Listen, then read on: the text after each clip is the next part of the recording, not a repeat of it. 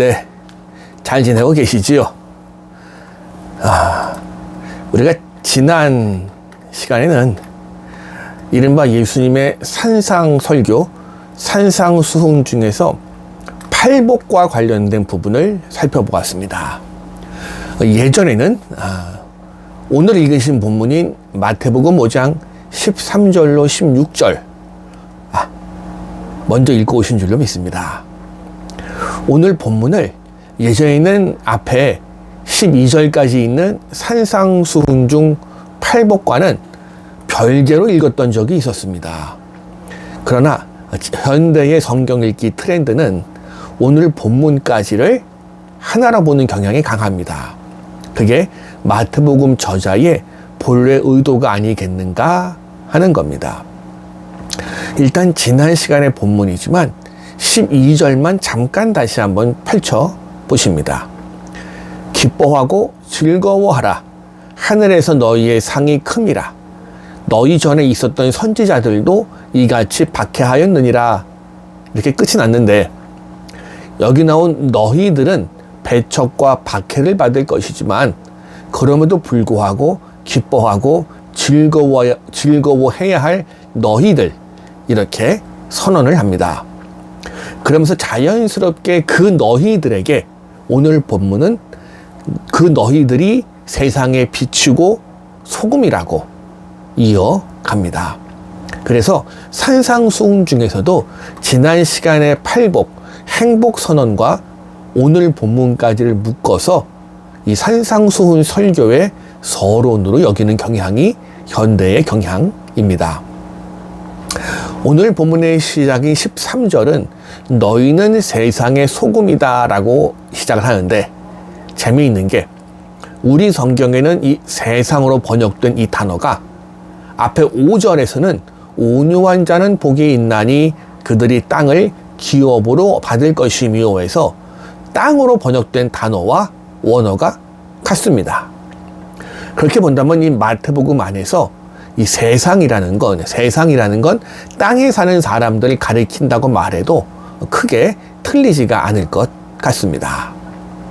그래서 마태복음 10장 34절도 내가 세상에 화평을 주러 온 줄로 생각하지 말라.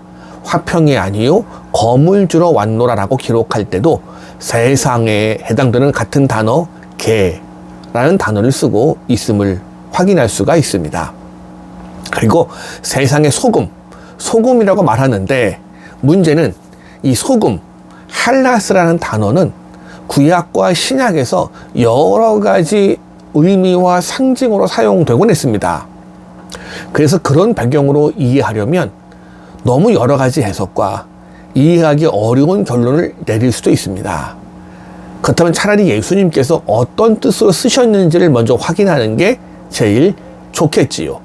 다행히도 실제로 주님께서는 어떤 상징으로 이 소금이란 단어를 쓰셨는지 이어지는 말씀에서 밝혀주십니다. 자, 만일 그 맛을 잃으면 무엇으로 짜게 하리요? 사실 이 부분을 우리가 가진 헬라어 성경에 충실하게 직역하면 만일 그것이 어리석게 된다면, 이게 무슨 뜻인지 이해가 가십니까? 너희는 세상의 소금이니 만일 그것이 어리석게 된다면, 잘 연결이 안 됩니다. 자, 우리가 가진 성경은 원어가 헬라어로 기록이 되어져 있습니다. 그런데 예수님 당시 주로 사용하던 언어는 히브리어도 헬라어도 아니고 고대 근동에 주로 쓰이던 아람어를 공용어로 쓰던 시대입니다. 자, 그러니 헬라어를 읽듯이 해석하는 게 아니라 아람어를 읽듯이 해석해보면 우리가 가진 성경의 해석, 만일 그 맛을 잃으면, 이렇게 해석하는 게 좀 더 어울린다고 보게 됩니다. 그리고 보면 성경, 히브리어에, 헬라어에, 아람어에, 심지어 구약을 제대로 해석하려면 고대 근동지방에서 쓰이던 이집트 상형 문자부터 시작해서 페르시아어까지 좀 어렵긴 합니다. 그래도 다행히 많은 선진들이 잘 해석을 해 놓으셔서 참고할 자료가 많아서 얼마나 다행인지 모르겠습니다. 자, 어쨌든 만일 그 맛을 잃으면 무엇으로 짜게 하리요? 라는 말은 결국 제자들이 세상의 소금인 까닭은 마치 소금이 음식의 맛을 내는 것처럼 제자들이 세상의 삶의 맛을 내는 존재라는 까닭을 이야기합니다. 뭐 그 외에도 또 어떤 상징이 포함되어져 있는지는 확실하진 않습니다만은 아직까지 밝혀진 바로는 그 정도입니다. 다만 분명하게 드러낸 상징은 소금은 맛을 내는 일입니다. 그리고 주목할 만한 또 다른 시점은 또 다른 중요한 요점은 시제입니다. 여기서 예수님은 너희가 세상의 소금이 될 것이다 라고 미래형으로 말씀하신 게 아니고요, 현재형으로 말씀하십니다. 즉 예수님의 복음을 받아들인 지금 그들이 이미 소금인 겁니다. 본문은 이어서 기록합니다. 후에는 아무 쓸데없어. 그래요, 소금은 소금 자체를 위해서 존재하지 않습니다. 음식의 맛을 내기 위해 존재합니다. 따라서 그걸 잃어버리면 소금은 아무 쓸데가 없어집니다. 이건 제자들도 마찬가지입니다. 제자들은 다른 사람들, 세상을 위해 존재합니다. 그리고 그 기능을 잃어버리면 제자들은 쓸모 없어진다는 경고와 또 다르지 않습니다. 이어지는 14절에서는 너희는 세상의 빛이라라고 두 번째 비유가 등장합니다. 역시 여기서도 시제는 동일하게 현재형입니다.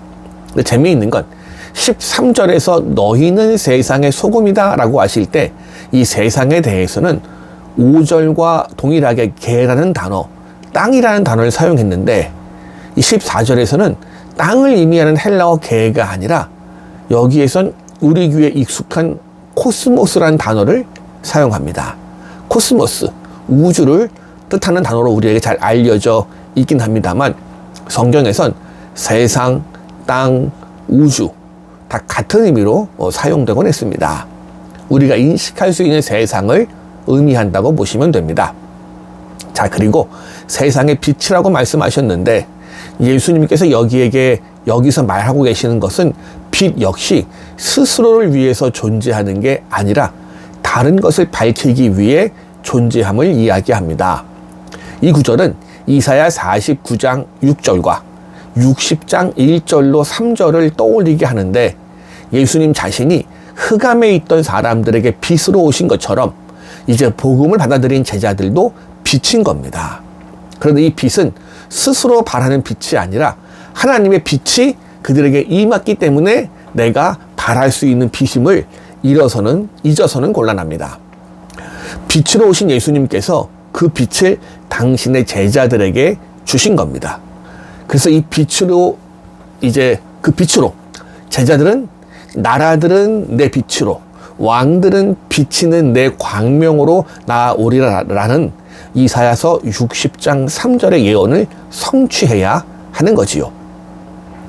빛으로서의 제자들 역시 타인을 위해 존재해야 하기 때문이지요. 자, 15절로 넘어가 보면 말 아래에 두지 아니하고라고 기록하는데 이건 우리가 타고 다니는 짐승 말을 이야기하는 게 아닙니다. 여기서 말하는 말은 약 한 9리터 정도, 10리터 안 됩니다. 9리터쯤 되는 걸 담을 수 있는 도구. 이 단어를 공동번역 성경이나 표준 세번역에서는 되박으로 번역합니다. 그런데 다시 들어가는 용량 9리터 정도 떠올리면 되박보다는 우리가 예전에 쓰는 한 말, 두 말 그 단위를 측정하는 측량 도구 정도로 떠올리시는 게 맞을 것 같아요. 그러니까 지금 우리 성경 말로 번역하는 게 차라리 좋아요. 단지 짐승 말과 헷갈린 위험은 있습니다. 어쨌든 이 등불을 덮어 씌울 만한 큰 통을, 한 마리들의 통을 생각하시면 됩니다. 자, 16절에선 이제 제자들을 향해서 너희는 세상의 소금, 너희는 세상의 빛이라고 부르신 이유를 밝혀줍니다. 그들로 너희 착한 행실을 보고, 일단 기본적인 이유는 제자들이 소금의 역할을 하고 빛의 역할을 하는 건 윤리적으로 모범적인 삶을 살라는 게 기본적으로 깔려 있는 거예요. 사실 이 마태복음은 특히나 행동과 관련해서 많은 관심을 가지고 있습니다. 그러나 행동으로 드러나는 공로주의로 빠지면 또 그건 안 돼요. 오히려 유대인들의 공로주의를 신랄하게 마태복음은 책망합니다. 기본적으로 은혜인데 그렇다고 해서 그 행실을 막 해도 되는 게 아니고요. 윤리적으로 모범적인 삶을 사는 건 제자된 사람의 기본적인 모습이라고 잡아주는 겁니다. 왜 그럴까요? 본문은 기록합니다. 하늘에 계신 너희 아버지께 영광을 돌리게 하라.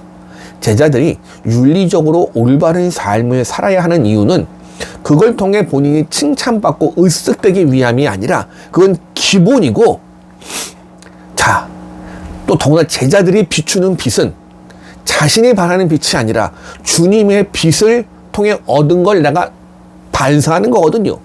그러니 제자들이 이 땅에서 윤리적인 삶을 사는 건 그 삶을 통해서 하나님께 영광을 돌리기 위함임을 잊지 말라는 겁니다. 선행의 원천도 하나님, 선행의 목적도 하나님. 그러니 선행에 대해서 우리가 주장할 권리는 아무것도 없음을 기억해 주셨으면 좋겠습니다. 선행은 받은 은혜에 대한 보답일 뿐이고요.